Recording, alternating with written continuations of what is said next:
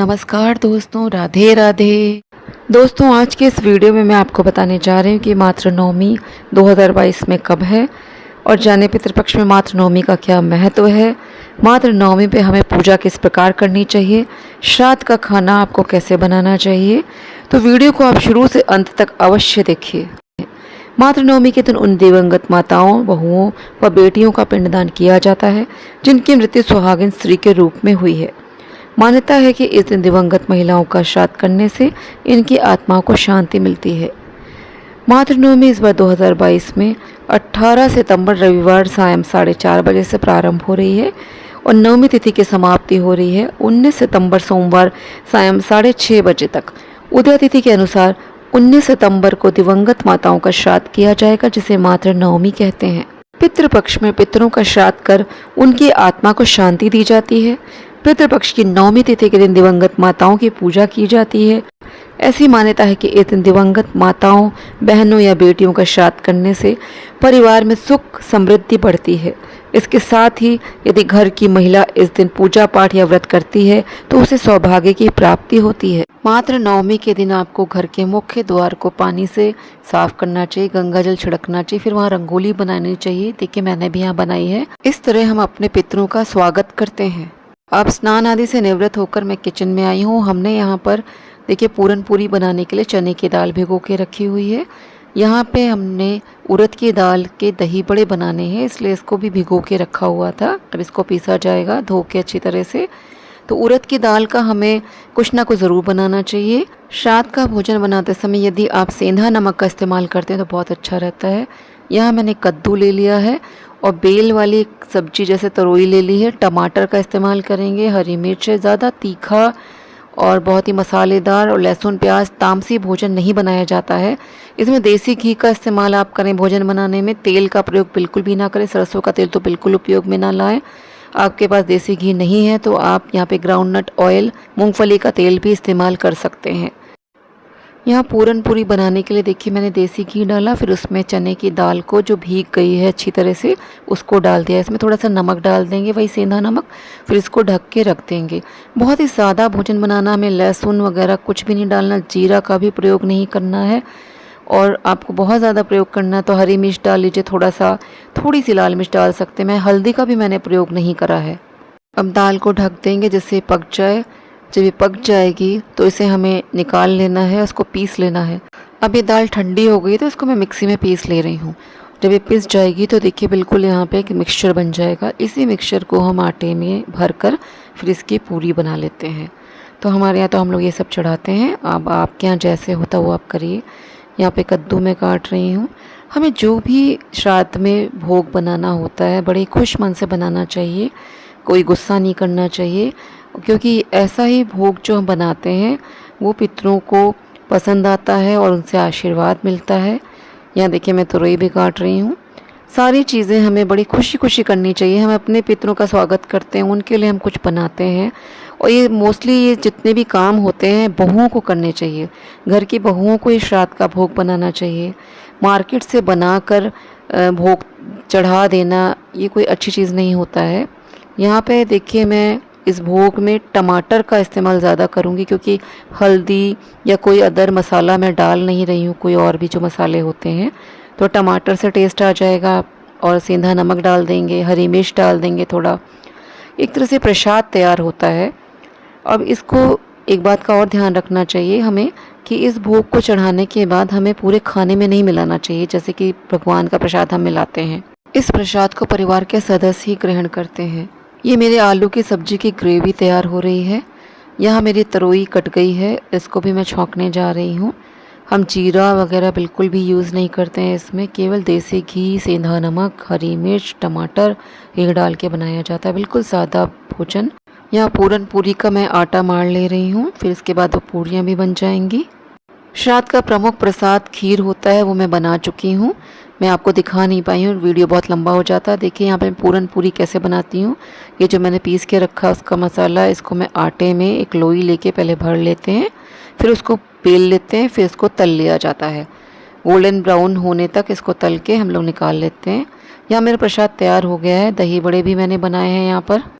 श्राद्ध की थाली में इतना भोजन रखा जाता है कि किसी एक व्यक्ति का पेट आसानी से भर सके।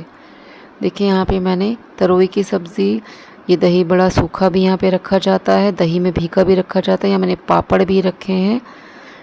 इस श्राद्ध की थाली में आपको कभी अचार और नमक नहीं रखना चाहिए। आप अलग से एक कटोरी में रख सकते हैं, लेकिन वो थाली में ना रखिए।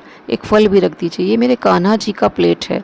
मैं सबसे पहले कान्हा जी के लिए भोग निकालती हूँ। गाय का तो निकाला ही जाता है, ये कान्हा जी का है। मातृ नवमी पूजा के लिए आपको तर्पण करने के लिए जल चाहिए। ये दूध मिश्रित जल है, इसमें तिल भी डलें। यहाँ देसी घी आपको चाहिए हवन के लिए। तुरई के पत्ते आपको अवश्य लेने चाहिए। यहाँ देखिए हम दिवालियों में मैंने यहाँ पे निकाला है पूजा का सामान, क्योंकि जो भी श्राद्ध में हम पूजा का सामान यूज़ करते हैं उसको पूजा में फिर यूज़ नहीं करा जाता है। यहाँ तिल का मैंने तेल का दीपक बनाया है, धूप रखी है, यहाँ काले तिल रखे हैं, हल्दी, रोली, सिंदूर, अक्षत, सफ़ेद चंदन, पीला चंदन आदि। हवन करने के लिए आप यहाँ पे गाय का उपला भी ले सकते हैं और आप लकड़ी में भी हवन कर सकते हैं। श्राद्ध में आपको केवल गाय के दूध की बनी चीज़ों का ही इस्तेमाल करना चाहिए। यहाँ मैंने श्रृंगार सामग्री रखी है चढ़ाने के लिए। मैंने यहाँ पे एक साड़ी ले ली, आप ब्लाउज़ पीस भी ले सकते हैं। आप अपनी श्रद्धा से अपने बजट के अकॉर्डिंग अपना जो भी सामान लेना है वो ले सकते हैं। इसमें आपको कोई भी चीज़ उधार लेके नहीं करना है, आपको कहीं से कर्ज नहीं लेना। यहाँ पे श्रीमद् भागवत गीता भी मैंने रखा है, इस दिन 9वां अध्याय अवश्य पढ़ना चाहिए। ये काले तिल के तेल की शीशी है। पूरे पितृपक्ष में आपको काले तिल के तेल का दीपक जलाना चाहिए, वो भी 2 बाती का दीपक।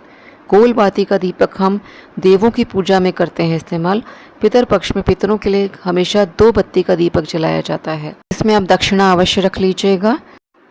ये मातृ नवमी पूजन सामग्री थी, आप इसमें कम ज़्यादा सामग्री ले सकते हैं। यहाँ देखिए मैंने सफ़ेद पुष्प भी रखे हैं, कुछ लाल पुष्प हैं, कुछ गेंदे के फूल हैं और तुलसी दल अवश्य रखिए। तर्पण के लिए आपको सफ़ेद पुष्प अवश्य डालना चाहिए उसमें जल में। ये देखिए आज के दिन आप माता को अपनी ये तुलसी दल अवश्य अर्पित करिए, गंगा जल भी अर्पित करिए। इससे कहते हैं पितरों को शांति मिलती है, मुक्ति मिलती है। अब आपको एक चौकी लेनी है, चौकी पे सफ़ेद वस्त्र बिछाइए स्वच्छ, उस पर आप गंगा जल छिड़क दीजिए। वस्त्र पर आपको काले तिल छिड़क देने चाहिए। ये देखिए काले तिल हमने डाल दिए। अब उसके बाद आपको कोई आपके पास फ़ोटो हो अगर अपनी माता जी की या जिसका भी आपको यहाँ पर पूजा करना है तो आप अवश्य रख लीजिए। मैंने यहाँ पे देखिए फ़ोटो रख ली है। फ़ोटो नहीं भी है तो आप हाथ में तिल और पुष्प आदि लेकर उनका आवाहन करके पूजा कर सकते हैं। यहाँ मैंने ये चंदन की माला ली है, इसको मैं पहनाऊँगी। आप पुष्पों की माला भी पहना सकते हैं। कहते हैं चंदन की माला अपने पितरों को बहुत ही पसंद होती है और चढ़ानी चाहिए। अब तिल रखकर आप दीपक प्रज्वलित करेंगे। दीपक को आसन इसी तरह दिया जाता है। ये तिल के तेल का दीपक जलाया जाता है और पितरों को हमेशा 2 बाती का दीपक ही जलाया जाता है।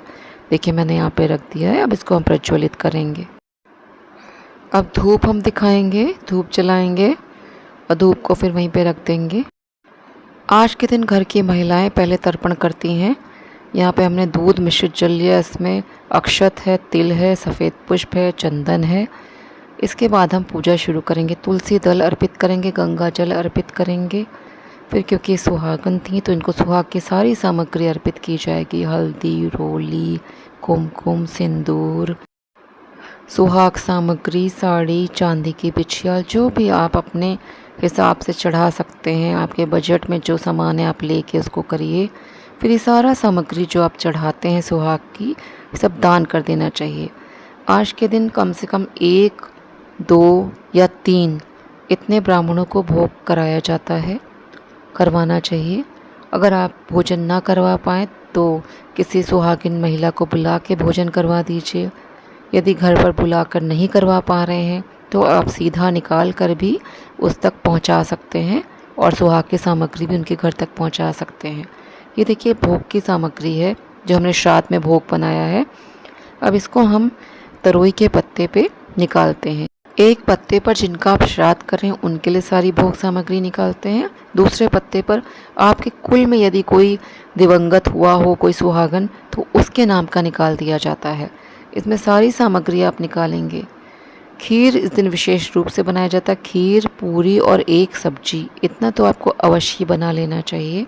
अब जल आदि अर्पित करने के बाद, भोग लगाने के बाद, अब हम यहाँ पे सुहाग की सामग्री भी अर्पित कर रहे हैं।